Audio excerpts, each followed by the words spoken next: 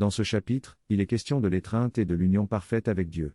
L'auteur décrit une aspiration intense qui brûle dans le cœur et pousse à se laisser consoler par Dieu. Il compare cette étreinte à celle du monde entier, de l'univers tout entier, dans laquelle l'individu existe véritablement. Il invite également à abandonner l'ego et à se libérer de toutes les limites pour devenir la beauté même. L'identité ne repose plus sur la forme, mais sur la vie elle-même. L'étreinte est présentée comme un contact partagé, qui fait fusionner deux êtres en un seul. En se plongeant dans cette étreinte, la vision s'éclaire et l'individu perçoit ce qui est connu plutôt que simplement compris. Le repos vient à la fatigue, le temps cesse d'exister et il n'y a plus rien à faire. La vie devient un rêve heureux, où l'individu se sent en sécurité et en repos. L'amour est représenté comme le battement de cœur du monde, dans lequel chacun trouve sa place. Cette étreinte est vue comme la source de tous les commencements, le cœur et la totalité de toute vie. L'auteur annonce ensuite la fin des paraboles et le début d'un nouveau temps où le temps lui-même n'existe plus. Tout ressemble à l'unité et au règne du Christ. L'auteur fait également référence à Jésus et à sa mort, affirmant que son propre battement de cœur était le battement de cœur du monde. Il propose d'imaginer un corps dans une grotte, la grotte dans la Terre sur la planète dans l'univers, chaque élément berçant l'autre et partageant le battement de cœur du monde. L'auteur conclut en soulignant l'importance de l'étreinte de l'amour de Dieu, de la création et de la présence vivante de Dieu. Le texte souligne l'importance du battement de cœur de Dieu comme source de vie et d'harmonie dans le monde. Il invite chaque individu à se sentir en étreinte avec le monde et à réaliser la connexion compatissante avec tout ce qui vit à l'intérieur de soi. Le concept d'unité avec le Christ est présenté comme la réalisation de l'entièreté et de la sainteté. Il est suggéré de laisser aller les pensées et de se rappeler que tout ce qui existe dans l'étreinte est saint. Le texte souligne également que l'amour, la paix et le pouvoir sont des aspects fondamentaux de notre être, et que nous sommes éternels, purs et innocents car nous sommes issus de l'amour. Le rappel de notre sainteté et de la sacralité du monde est présenté comme le premier pas pour se reconnecter à notre véritable identité. Il est proposé d'oublier les pensées négatives et de se souvenir de notre nature sainte. La paix est décrite comme étant le fondement de notre être, et l'amour comme la source de notre pouvoir.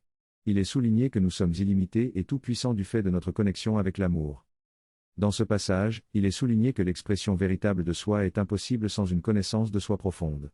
La peur inhibe cette expression authentique et empêche l'individu de manifester pleinement sa puissance.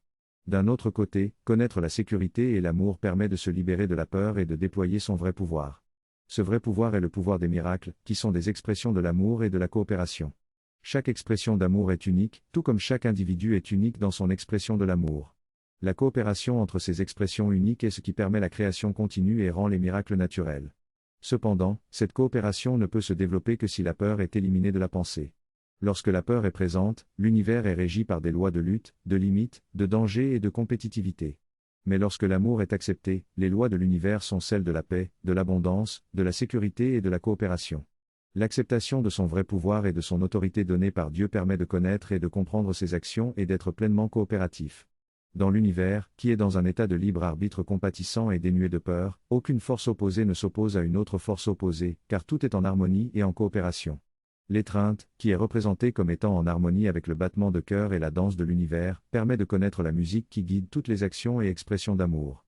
Ainsi, à l'intérieur de cette étreinte, on peut savoir ce que l'on fait et être en accord avec la volonté de Dieu. L'amertume et l'incertitude sont remplacées par l'espoir, qui est la réponse de l'individu qui réalise qu'il a une maison à l'intérieur de l'étreinte. Savoir ce que l'on fait ne concerne pas la planification, mais plutôt la connaissance de soi instant après instant et l'incarnation de cette identité aimante. C'est dans cette connaissance de l'instant présent que réside la certitude.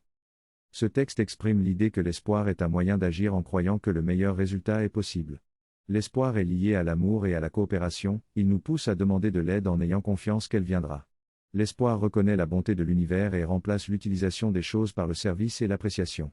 Le service est un acte de coopération basé sur la réciprocité et la compréhension de l'abondance.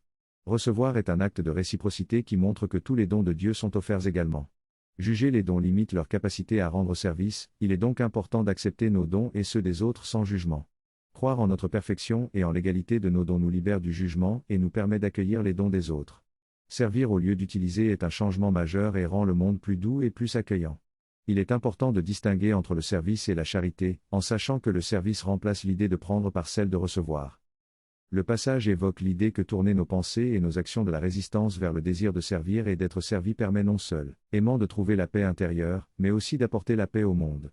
Il suggère de remplacer notre croyance en notre insuffisance par la croyance en notre capacité et notre puissance. L'auteur nous invite à abandonner nos préoccupations personnelles pour se rappeler notre identité partagée et la chaleur de l'étreinte.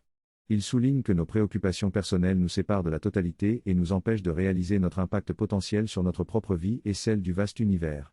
Pourtant, notre cœur a une vision différente, celle de l'amour, qui nous rappelle que rien ne compte d'autre que l'amour. Cette vision va au-delà de la pensée et correspond à la vérité. L'amour est tout ce qui est réel.